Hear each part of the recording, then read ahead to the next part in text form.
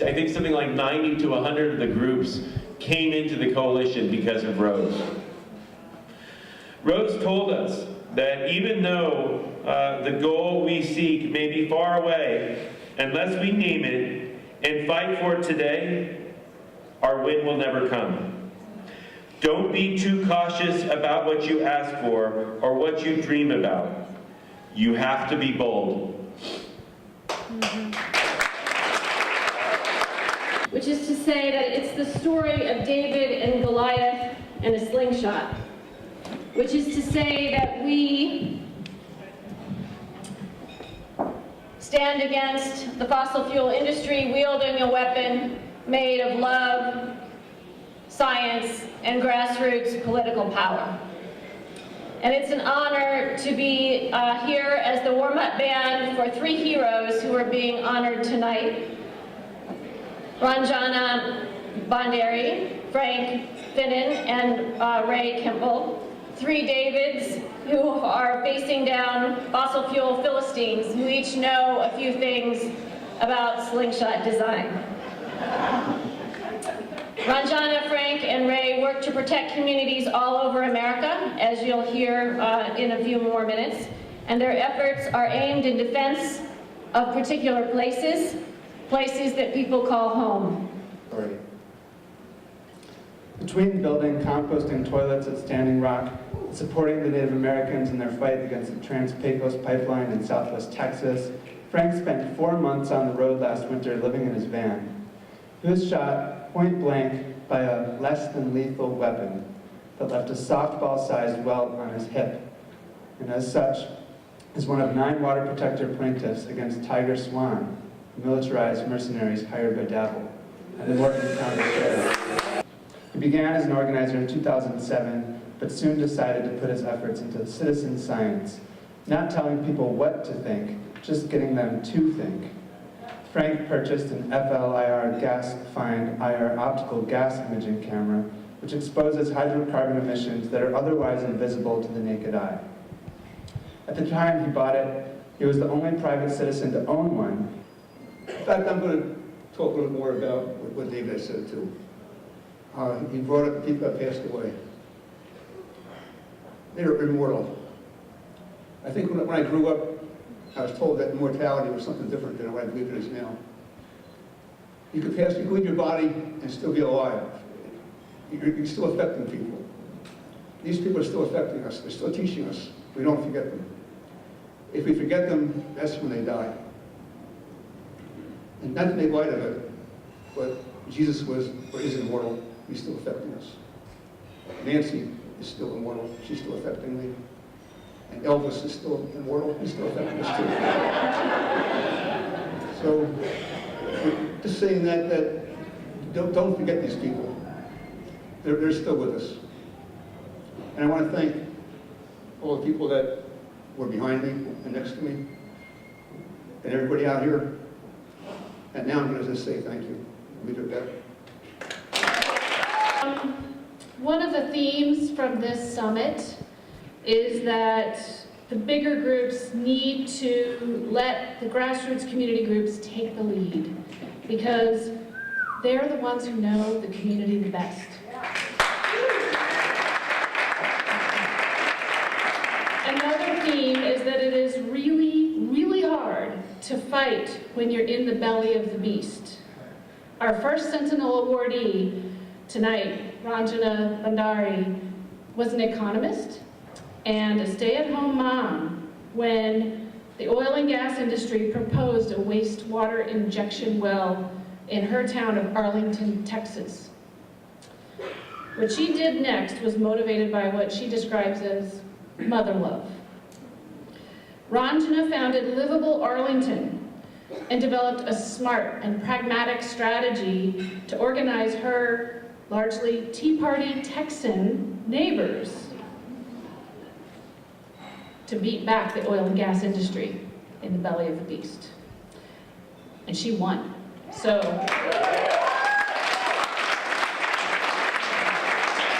I am so incredibly honored to introduce to you Ranjana Bandari. 2 years ago, Texas passed a law that nullified our gas drilling ordinances. This led to a company applying for a permit to drill an injection well by Lake Arlington, which is drinking water for 500,000 people where I live. We mounted a campaign to flood the Texas Railroad Commission with letters of protest from thousands of people who could become interested parties in the hearing. When we reached 1,500 letters, the company asked for a postponement. Their lawyer wrote the commission and said that he needed more time to have us all removed as interested parties from the hearing docket. In response, I sent them another 800 letters and asked our allies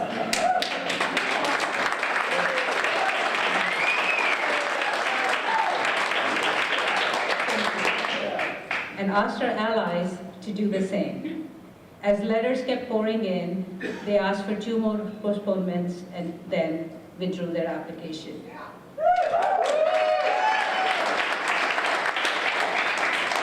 Skip on up, guys.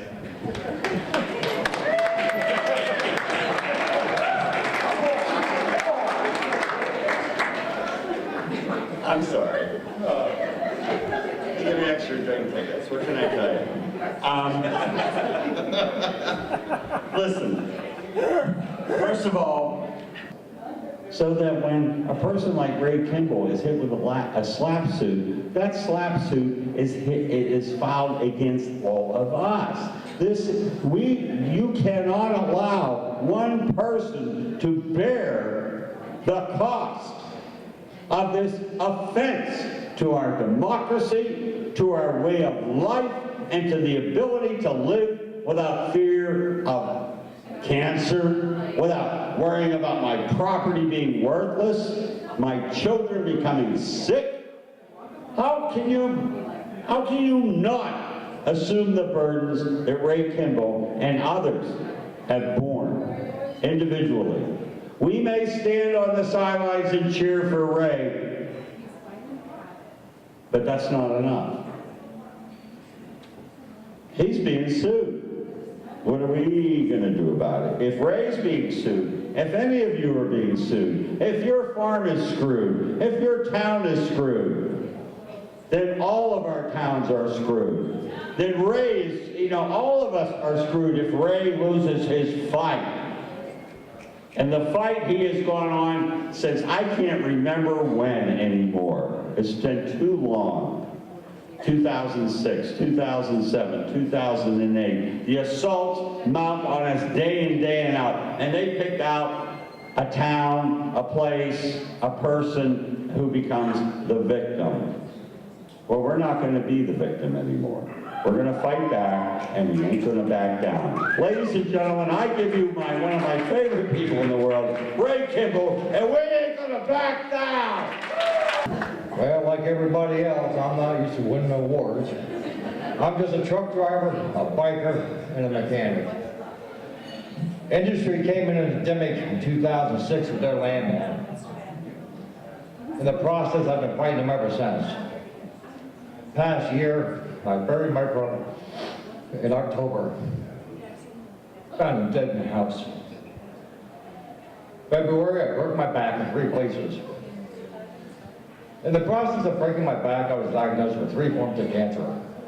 I shouldn't even be standing here. I'm here. I'm not going to shut up. I'm not going to stop fighting. This is the people's court. The people of Pennsylvania, the people of the country, the people of this world have the right to speak. I'm being sued for $5 million and a permanent injunction. Well, here's a real quick piece of advice, Cabot. You can go kiss my blankety blank ass. I am not going to shut up. You can hit me with a bag over or anything else, and I'm going to continue to talk and fight. And I expect everybody to stand with me and fight this injustice of this corporation that comes in. They pulled this endemic, lied to everybody. I went to work for the industry. I drove a water truck for 3.5 years, and I'm just a dumb truck driver. Company man looked at me and go, "Hey, what are you doing over there?" And they just try and tell you whatever you wanted to know.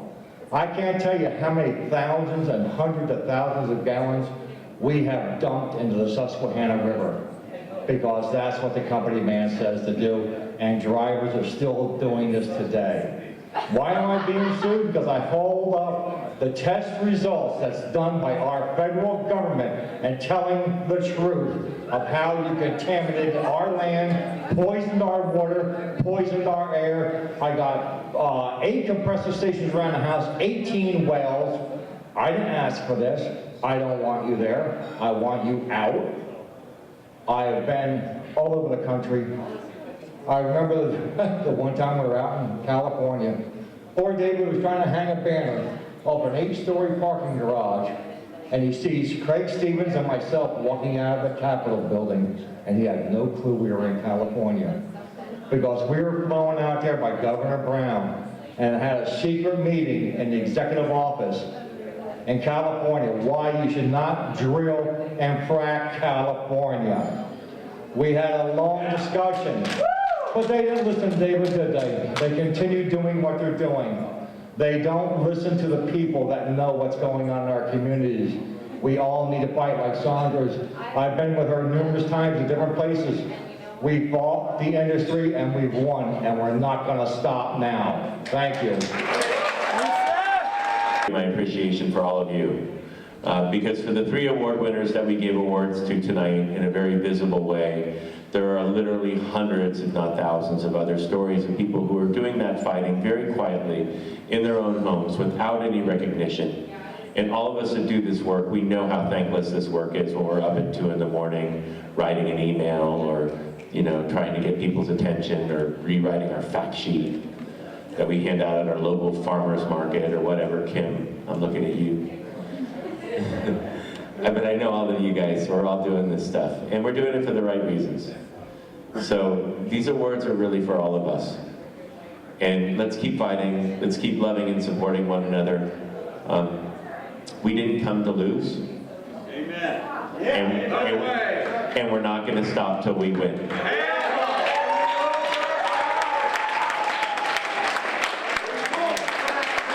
We won't back down. That's right. So that's all I got. Together we're going to do this. Bless you guys. Let's stay in the fight. Let's have a fantastic weekend. And for tonight, eat, drink, and be merry. Bless you. Thank you. I've located my remarks today in this place, and I want to describe one of the fights going on right now in southwest Pennsylvania. And so when these sea creatures fell into that bed of silt at the bottom of the sea, they didn't decompose completely. Instead, they turned into bubbles of methane. And as time passed, this fizz of bubbles petrified. The silt changed its name again, and now it was called shale. And this chalkboard of shale, full of this petrified fizz of methane bubbles, is about a mile below our feet here. And above that are many other layers, including drinking water aquifers. That's the subterranean landscape of this place right here. We're sitting on the sunlit surface of southwestern Pennsylvania, but that's what's beneath our feet. It's the basement cellar of southwest Pennsylvania that no one has ever laid eyes on. No humans have ever seen this place. And that's at the center of a huge battle being played out here. The question is whether to break into this prehistoric tomb and use the drinking water of Pennsylvania as a club to break it apart in order to exhume the vaporized corpses and send their prehistoric bodies through pipelines to some crematoria somewhere that we call a power plant. Are we going to run our economy and our energy system doing that? Is that the fate of southwest Pennsylvania? Absent our intervention, that's what's happening. And it's worth pointing out that this old seafloor, which is called the Marcellus Shale, is not just a graveyard, but it's actually a living ecosystem. So down there, along with these vaporized bubbles of methane, there are creatures that are living there, and they occupy an ancient domain of life called Archaea.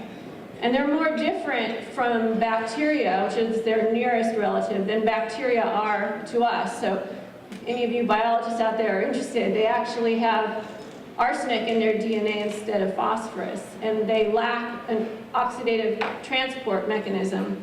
And so they solve the problem of oxidative stress because they don't have an electron transport system by sending out nanowires. They form these big underworld colonies. They send out nanowires and deposit their electrons in the surrounding rock strata. And they actually, by doing that, they change the rock from one element to another, which is philosophically interesting, right? Because what that means is that the biological world deep under the earth is actually the creator of the abiologic. So the world beneath our feet is not just inert, it's not just fire and brimstone, it's not just a place of the non-living, but it's a living ecosystem. And by living, it almost certainly plays a role in the global carbon cycle.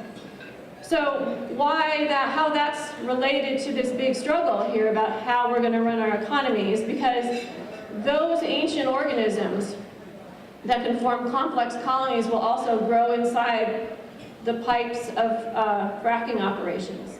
And so they have to be completely eradicated using very powerful cellular poisons called biocides, including glutaraldehyde.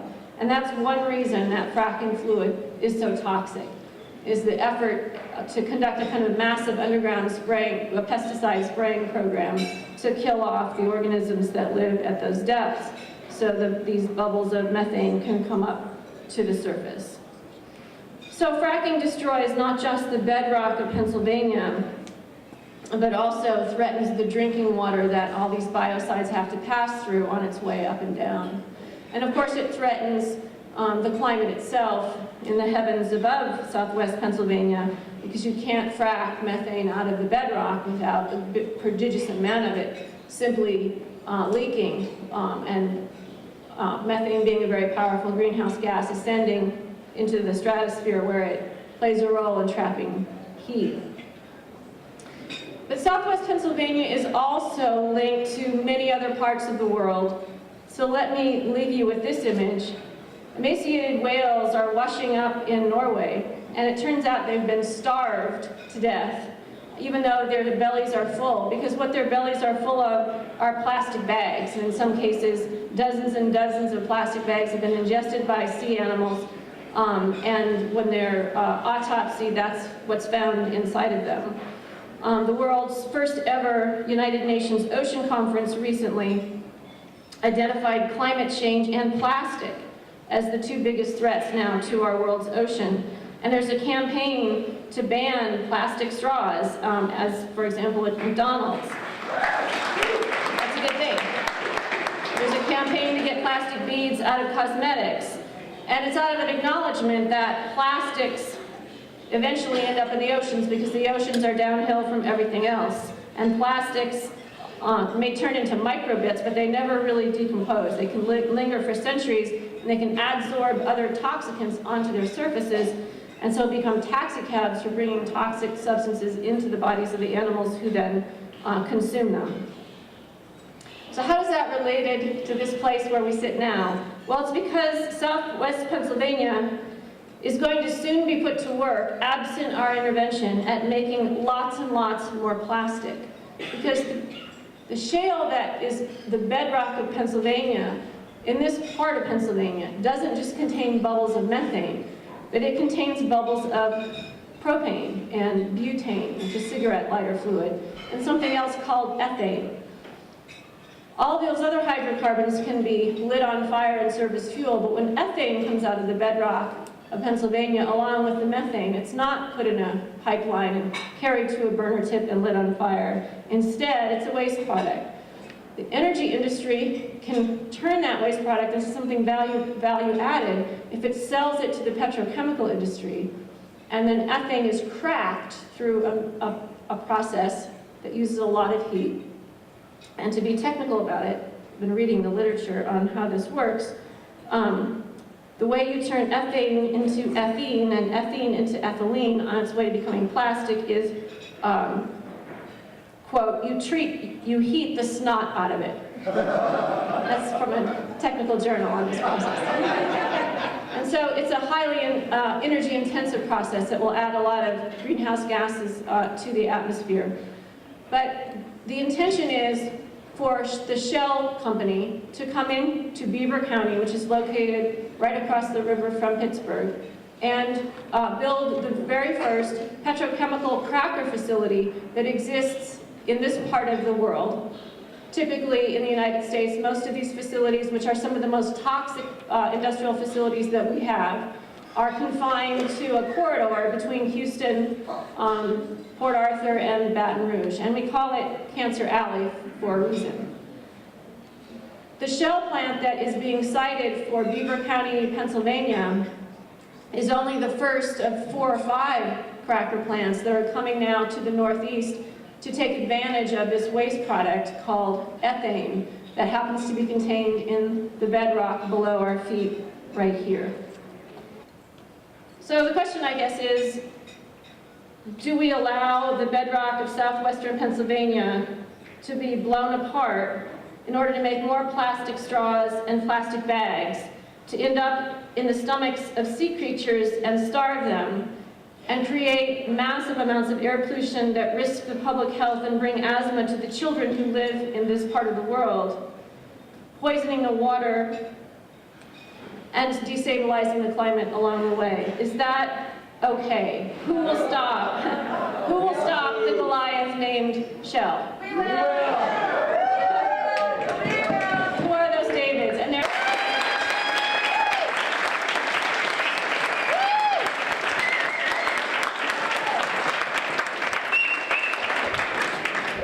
Shell, no, we're gonna help you. We're gonna help you do this. And as you may know, I was involved in a 2-year civil disobedience campaign on the shores of Seneca Lake when it became clear that all of the expert testimony that we had to bring was not going to stop another facility which involved storing fracked gases from Pennsylvania and elsewhere in the salt caverns left over from a century of salt mining on this lakeshore. And as you heard from David, we did stop that expansion by letting our bodies speak. Maybe that's a tactic southwestern Pennsylvanians may need, maybe it's not. But one of the things that I learned today by going to a workshop on civil disobedience, we were asked, those of us who have done direct action civil disobedience, what surprised us the most about deploying this tactic? And what surprised me the most was it turned out that I'm really good at going to jail. I didn't know that. And I'm good at going to jail because I'm actually a good cancer patient.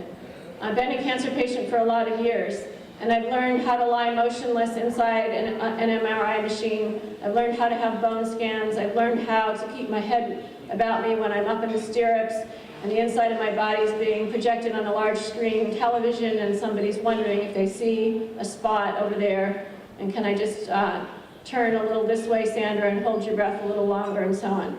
So you can't make me more scared than I am in that situation. And it turns out that wearing an orange jumpsuit is not too different than wearing a backless blue cotton gown. And it turns out that the food that they serve in jail is not so different from the food in the hospital. And it turns out that I know how to sleep when the lights are on all night, because that happens in both places. And there's a call button in a hospital, there's not in jail, but they don't answer the call button in hospitals anyway. So I brought with me kind of a whole skill set into jail when I went, and that was a surprise to me.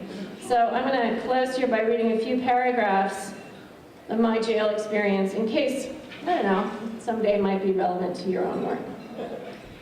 There is no coffee in the Chemung County Jail. The new sheriff put a stop to that. So said the women of cell block 5D at about 6:30 a.m.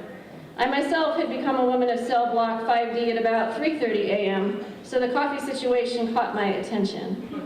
The Chemung County Jail is located in Elmira, New York, which is situated wholly within the Chemung River floodplain along New York's border with Pennsylvania. The city is otherwise most famous for repeated floods and for a notorious prison camp. 1/4 of the 12,000 captured Confederate soldiers held as inmates in Helmira, died here during the final months of the Civil War. My inmates looked in at me through the bars of my cell and continued their briefing. Until tested for tuberculosis, all incoming prisoners are classified as keep lock, which is to say they have to remain inside their cells.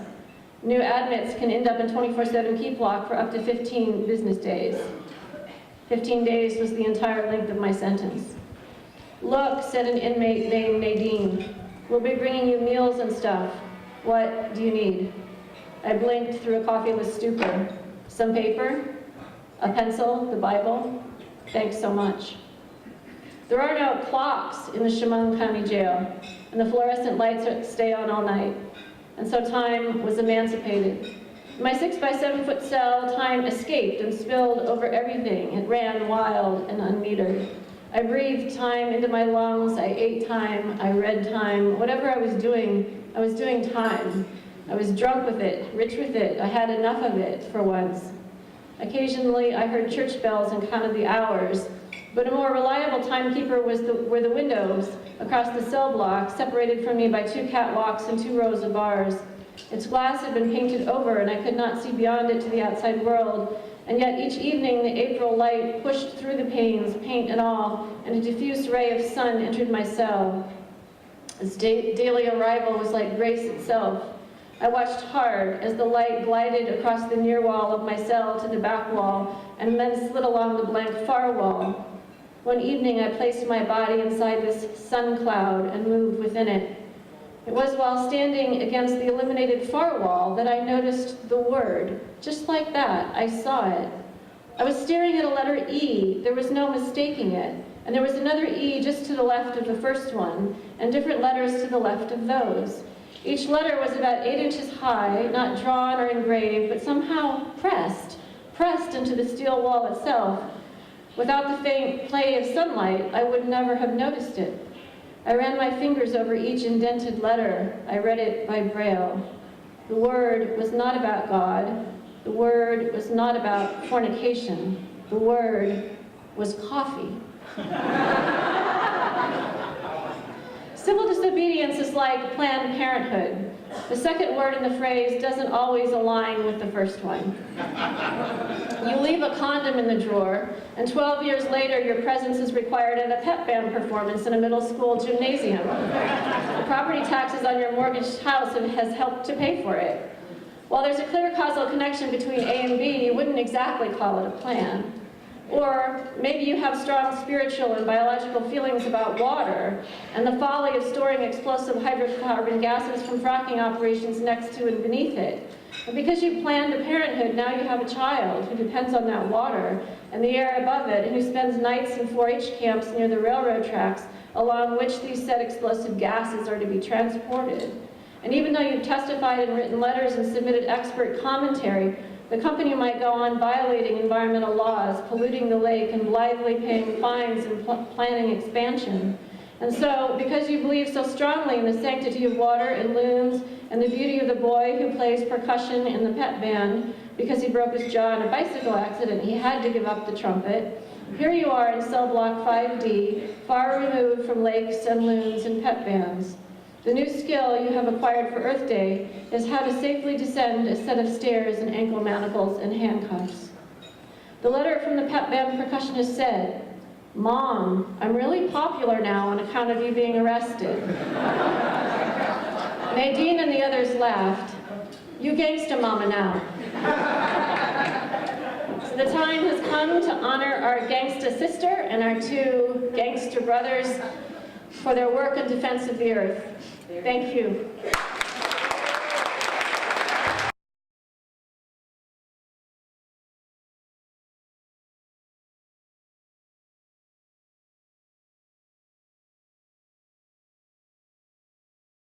We